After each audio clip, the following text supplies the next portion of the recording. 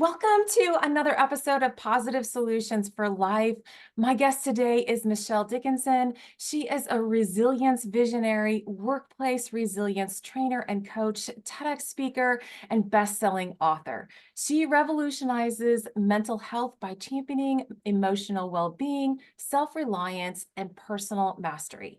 Through storytelling and practical strategies, she empowers individuals to recognize their power and lead fulfilling lives. Her influence extends to education, Fortune 500 companies, and transforming workplaces, schools, and emergency facilities into resilience incubators.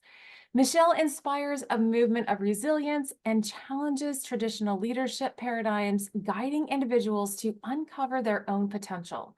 Since starting her company in 2019, Michelle is most proud of the work she is doing with our nation's educators, transforming hundreds of lives by helping them reclaim balance and avoid burnout. So, welcome to the podcast, Michelle.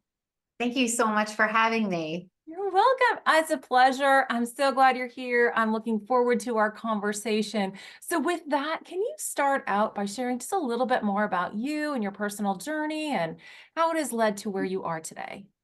Yeah, absolutely. So, again, thank you so much for finding me and for having me on. I love having these conversations because I think it's important for people to know that they have agency and they can help themselves. So, I started the business after a 19-year career in the pharmaceutical industry. Honestly, I thought that I would retire from that. Uh, Life has a way of unfolding for us perfectly. Mhm. And so I was invited to give a TED talk about my mother, who was bipolar, what it was like to grow up with her, the experience of having a loved one with a mental illness. Mhm. And that inspired me to go on and write my memoir, which inspired me to go on and become a mental health advocate, which then at that point, I said to myself, why are we talking about mental health after the fact? Why are we not talking about this as a let's preserve emotional Mhm. well-being? Mhm. And so resilience as a lifestyle was born, which is my brand. And I have been helping people for years now understand that they have the ability to take care of themselves every single day Mhm. and be prepared to deal with what life is going to throw at them. Oh, that's amazing. I mean, I've been in the mental health field for over 25 years and I really like the kind of the preventative approach or at least the beginning approach. I don't want to clean up the mess. I want to, make sure that we can have the foundational pieces so we can, go get through life with Mhm. anything that we get thrown at. So, what is a resilience coach? Or, if people don't really understand the term resilience and like, I'm not sure exactly what that means, and then like, how do you help them? Yeah, so it goes back to my brand. My brand is resilience as a lifestyle. So, what we believe at our brand is that we can build these habits and these mindsets that enable us to be able to ebb and flow with what life throws at us. So, as a resilience coach, I'm coaching people from two aspects: what they think and what they do, because we are what we repeatedly think and we are what we repeatedly do. So, Mhm. we're looking at their mindset and their daily practices. So, I'm really just helping them reassess what they're doing and how they're approaching and looking at the adversity that comes their way. Yeah, because I think that's really important. We are our thoughts, and Yeah. then our actions speak louder than our words. So it's like we might want to do something, but then our actions might be something else, True. and how to blend those two. So, what are some of the challenges people are facing with that? You mentioned in the intro that I really am proud of the work I'm doing with Yeah. educators. I would say the educators make up the largest portion of my work. Hmm. So I have listened to like 4,000 hours. I think I did the math, like 4,000 hours of educator coaching calls. Okay. And I've learned a ton through them. And I've also witnessed what works and what doesn't work. But some of the fundamental things that they come to me with that seem to be a common theme throughout is, most people they have a mindset around self-care and well-being as the thing they get to if there's time, Mm. instead of the thing I do to help myself be able to deal with what's coming at me every day. Mhm. So it's not a priority. So we're shifting their perspective, first of all, that like self-care is the oxygen mask you must put on yourself if you want to show up the best version of yourself, right? Yep. So there's that. And then the way people start their day, as something as so simple as like how they start their day creates a domino effect of how that day unfolds. Mhm. So the Mhm. biggest thing that I kept seeing over and over, people falling into their day is what I like to say. They're falling into their day. They have no morning structure. They have no intentionality behind how they go about their day. Mhm. And so it's literally creating every day an experience that doesn't have to be as hard as it is. Mhm. Mhm. Yeah, I mean, I'm just thinking about my own and how, like, I don't know how I fell into the routines that I have, Yeah. but I feel like I have a good one. But I think, the self-care piece was something that I just kind of learned. I mean, obviously, I've been in mental health for over 25 years, and so I've learned a little bit along the way, but I am kind of surprised sometimes about what you say, like how people just fall into their day. They just kind of like there's no intentional practices, no, prepping before or no setting up the day correctly to get off on the right foot. And sometimes we're just responding. Yeah. So what are some examples of, people that maybe just fall into their day? What does that look like? And then how do you help them move into more of some good habits to Mhm. have them more have an intentional day? Yeah. So the average person, as I was going through the coaching with many of my educators, it starts with good sleep. And so many folks, the first area that they're compromising when they have too much on their plate is the amount of sleep they're getting. So they're waking up in the morning, not well rested, tired, hitting the snooze button, hitting the snooze button, hitting the snooze button, and then catapulting out of bed, high stress, Mhm. grabbing the cup of coffee or whatever, getting in their car, sitting behind the wheel and hitting traffic. Like Right. there is nothing worse than the domino effect of stress. Mhm. So my invitation around this is you have got to be like a not you have to make sleep a non-negotiable. Like no matter what, you have to do a better job of getting enough sleep so that you wake up feeling a little bit refreshed Yep. and then don't hit snooze. Give yourself maybe 10 or 15 minutes to just sit with a cup of coffee or a cup of tea, maybe read something that inspires you, maybe meditate, maybe practice gratitude. If you just simply took 10 to 15 minutes just for yourself in the morning and Mhm.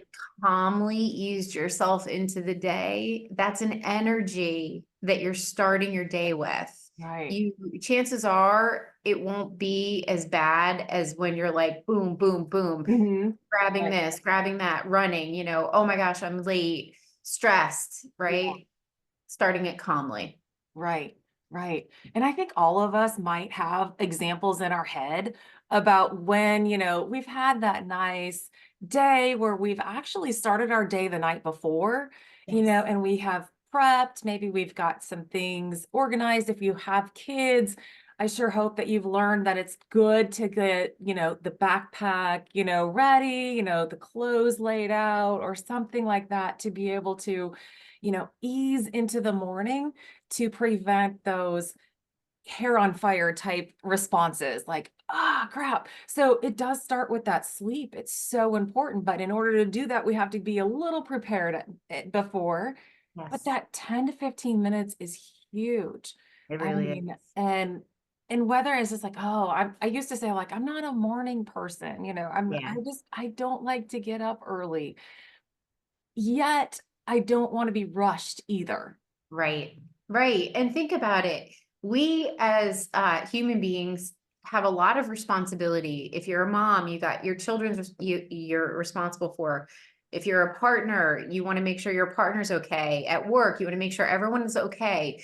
That 10 to 15 minutes in the morning is a little bit of filling your own cup. Mhm. Right? Like we can't help other people the way that we know we can if we don't fill our cup. So like as small as it sounds, that 10 to 15 minutes of just filling your cup can make a world of difference before you go off and try to help everyone else. Right. And mine is like I have to exercise in the morning, otherwise it doesn't get done. Yeah. Right. And so my minimum is that 10 minutes. It's really interesting how he's like 10 to 15 minutes. My minimum is that 10 minutes. Yeah. If I just get up later than I wanted to, or my morning starts sooner than it usually does, if I don't get that 10 minutes, we have to think about what happens when we don't show up in the morning as our best person. And Yeah. I know everybody around me, at least for my example, in my household, can feel it. Yes. I know Yes. I And can so, feel it, but and everybody that's, else does too. and people come to me because they're on the brink of burnout and they feel like they, have lost their love for what they do, especially educators now with all the stress that they're under. Mhm. And I always say to them, yeah, I'm here to help you with your relationship to work and your work situation. But fundamentally, you got to look at when we're not taking care of ourselves, who's the first to get the short end of the stick? And Mhm. it's going to be the people that love us and the people Mhm. that are waiting for us when we come home. Yeah. It's those people that get the short end of the stick. So do it for them, do it for you, of course, and then do Mhm. it for them. And then realize, they don't deserve a watered down, completely depleted person, a mom or a wife or a husband. They don't deserve that version of you that Mhm. you're not proud of. So when we make ourselves a priority, then we get to show up the best version of ourselves for the people that love us. Right, right. And you're talking about burnout, but sometimes I feel like people don't really understand, like, what does that look like? Because when we're in it, we're just like, gosh, this feels kind of crappy. But what what is burnout? How do people experience it? Yeah. So, it starts with almost emotional drag. I like to explain it as it starts with emotional drag. Your energy is low. Your stress feels overwhelming. You just don't feel like you're in the cockpit of your life, so to Hmm. speak. Hmm. You feel like life is happening to you. Hmm. And you've lost the enthusiasm and the zest, even for the things that you love, like, and you're no longer engaging in the things that brought you joy because you're just trying to hold it together. Yeah, yeah. Mm. And so I would say those would be some of the things. I mean, we measure in my practice, we measure stress, energy, and empowerment. And those three things are the barometers that we're really keen to measure prior and then after Mhm. our series. Those things are really important. If you chronically are feeling stressed, if you're chronically feeling like I have no energy, like how am I going to do Mhm. this? Like Mhm. you have to take a second, take a step back and say, wow, I mean, I remember what it felt like to have good energy. I remember what it felt like to feel like I had my stress under control. I suddenly don't have that. So it's a good opportunity to take notice and say, what Mhm. is it that I could do differently? Right. And I think people can understand like the stress and the energy piece, but you said empowerment was another thing that you measure. Can you tell a little bit more about that? Because I'm not sure that, people might not realize what that is or Yes. Yes. So when I say empowered, it's how empowered do you feel about your life, right? Do you feel like you are at the effects of life, that life is just happening to you? It's just pummeling you and you're just you're kind of like the plastic bag blowing around in the wind. I mean, Mhm. is that how you are experiencing your life? Or do you feel more, I'm in control? I mean, this all comes down to mindset, right? Right, And how right. we're looking at the adversity. We know for a fact every day stress is coming our way. Mhm. Yep. We also know there's challenges and adversity. Now, we can do things so that those experiences don't devour us. Hmm. When people are saying that they're not empowered most of the time, they're feeling like they're very much at the effects and are getting devoured by those experiences. Hmm. So they're just basically reacting to life Yes. and it's just coming at them and they're just trying to stay on Yeah. top of the water. Exactly. Tread water. Exactly. Absolutely. And Yeah. that's and you know what? Like when we are feeling our best self, when we are feeling, energized and we've managed our stress, the empowerment's like a byproduct. You just feel Mhm. good and you're Mhm. like, all right, let's go. Whatever's going to come, come. Right. But if we know stress is inevitable and we know there's going to be challenges in our life. Why not prepare so that you can just ebb and flow with it? I mean, that's what Mhm. our resilience as a lifestyle is. Mhm. It's like, what are you doing every day to fill your cup so you are better positioned to navigate what's coming around the corner you can't see yet? Right, right. So with that, can you give some examples of like how do people fill their cup or how do you like, Yeah. how do they preserve their Yeah. mental health? How do they, practice resilience as a lifestyle? Can you Mhm. give some examples for us? Yeah, for sure. Mean, well, I can speak to educators. I also have corporate clients, but the Mhm. educators is like right here in front of Yeah. me. Yep. Most educators do not make time for movement. Simple exercise. Exercise is such an important Mhm. tool to help us navigate stress. Like, Mhm. you work out. I know Yeah. I work out. I feel amazing after I work out. Mhm. And when I'm stressed out, that's the my go-to, right? Mhm. So, Yeah. but most people don't have a movement routine. They just say, oh, if Mhm. there's time, I'll go for a walk, or if there's time, I'll go for yoga. Mhm. And, we need to switch that. It needs to be like, no, I have to do this because tomorrow is going to be another bucket of stress for me waiting, Mhm.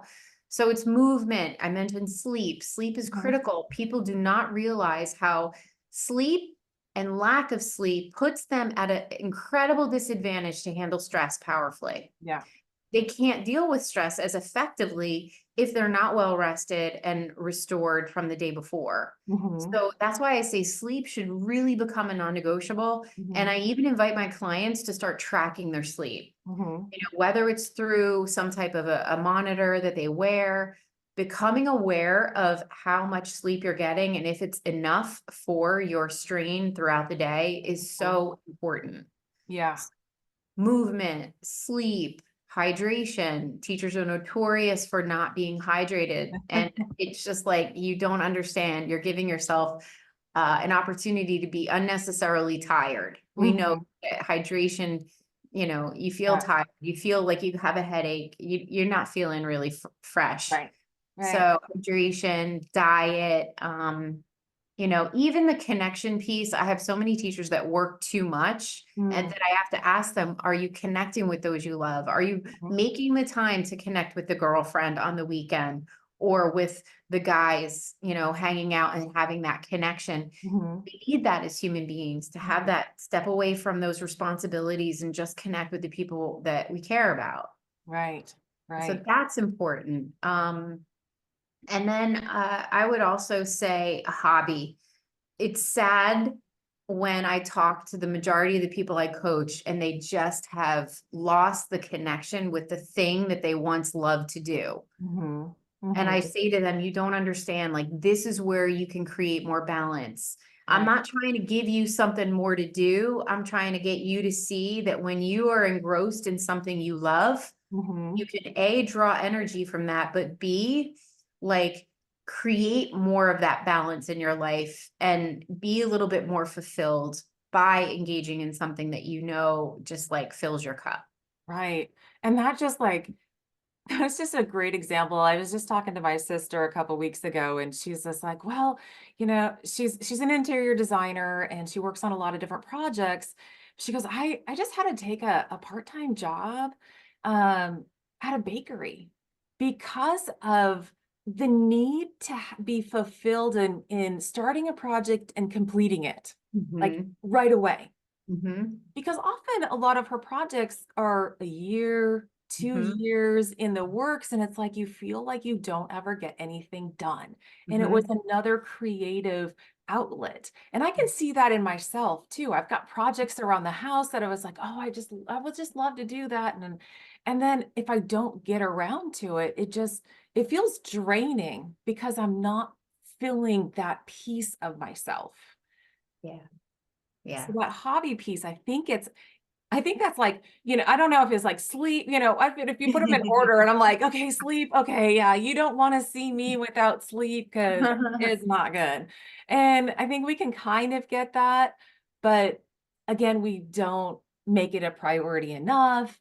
We know if we move a little bit but then we get tired and we don't realize it could be a lot of different things. It could be Yeah. our hydration, it could be what we ate, it could be, the lack of sleep, it could be the lack of movement because Right. we're stagnant.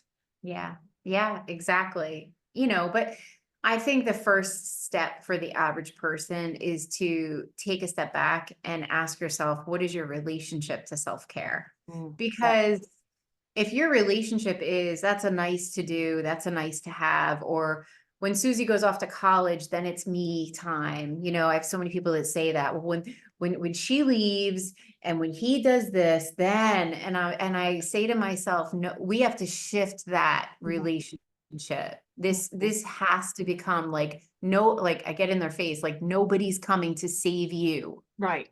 Health is wealth.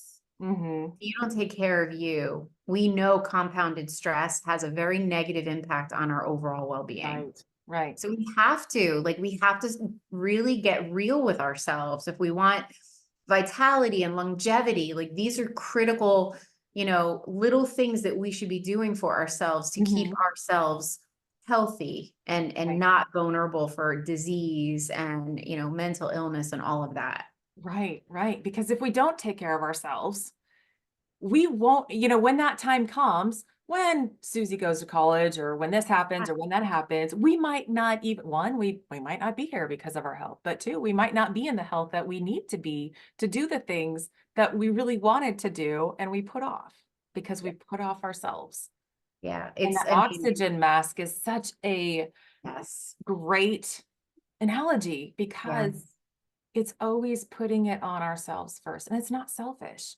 We are it's doing not. other people a favor when we Yes. take care of ourselves. Yes. Yes, it's so true. It's like, but so many people look at it as the thing that's nice to do, not the thing Mhm. that they need to do. Right. And I really want people to get that you don't have to wait to hit rock bottom, traditional resilience Mhm. definition, rock bottom, climb my way back. Right. Don't do that. Like you could be doing more now to preserve yourself and feel good, Mhm. than sitting around just like waiting to, deplete yourself and hit burnout. Yeah, because, I go back to that resilience when you said that, the rock bottom, and I think we have that kind of, oh, it's the worst thing, and Yes. then we can build ourselves up. But when you talk about resilience as just being able to go through life with the ebbs and flows and be okay and kind of that flexible, whatever life throws at us, it's okay. We can handle it. We Yes. can't have that mindset if Right. we're depleted. It's so true. And like I say this to people too, and I know I've said it already, but like Mhm, stress is a given. It's going to come at us. So mhm, like we have to do a better job of having tools in our toolbox to be able to deal with that stress, right? Like I'm a big advocate of meditation to clear your head. I'm a big advocate of movement to move the stress through your body. These are really important strategies to have, to be mhm. able to lean on. And Right. then if you have those in your toolbox, then you're going to be able to deal with and ebb and flow with what comes at you because you're prepared. You have things, you have practices. You make your morning meditation a priority or your afternoon meditation a priority to help you clear your mind. Like Mhm. these are all important tools. Yeah. And I feel like some people just need an experiment. Yeah. You need to experiment with these things and not Right. just once, Mhm. but it needs to be built in for a couple weeks. And then, like your assessments of stress and and Mhm. empowerment and energy is like, okay, we'll take that at the beginning and see what happens. And then do these things on a Yes. consistent basis and then reassess yourself on that and your ability to handle stress and your energy and how you feel empowered and feel like you're in charge of your life and make those connections. Like Yeah. the things that you do are a Mhm. result, how you feel is a result of what you do. Yeah. And We making those, are what we repeatedly do. And I yeah, say that all the time. And yes. this is like in my practice, I'm the one holding people accountable to build that little bit of momentum and Mhm. with the change that they're making. Right. Like, so if you take, for example, meditation, everybody tells me, and I'm actually really proud of this because I've gotten like 90% of the people that I work with to try it, at Uh-huh. least try Mhm. it. A Right. lot of people will tell me in the beginning, I have a very busy mind. My mind can't handle meditation. And I'm like, listen, you're not that special. We all have 60,000 thoughts a day. Work with me here. Just can you give yourself 3 minutes to just try it on? Yeah. Yeah. Go to YouTube, Google, or go to YouTube and search Deepak Chopra's 3 minute meditation. Oh, yeah.